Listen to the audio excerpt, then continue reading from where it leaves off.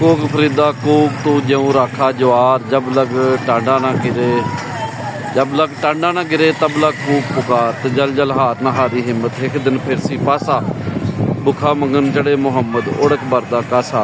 तो जी अज दिन दिहाड़ दी डाढी गर्मी तो बाद अज जनाब हनेरी चल पई है, तो यह बदल जो चढ़ते पासों लेंदे लेंदे पासों बदल चढ़िया।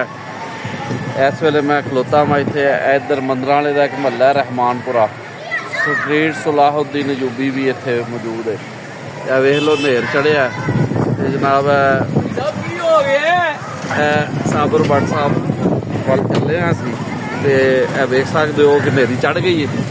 तो इधर आसमान वाल ध्यान करो ते जनाब निरी हनेरी ते जनाब चौधरी साहब तशरीफ लाए ने, नज़र कुछ नहीं आता पिया, अखां च मिट्टी घट्टा इन्ना कु पै गया है कि अल्लाह तआला रहम फरमाए। देख सकते हो क्या बात है, क्या कोड़ घट्टा मिट्टी अखीर है, तुम देख सकते हो। रब रहम फरमाए सारे उत्ते। इधर जिन्ना अज गर्मी पई है, जी मेरी रखिया अपने आप ही रेट का इतों तक आ गया, वे लो ड्राइवर भी कोई ये वेख सकते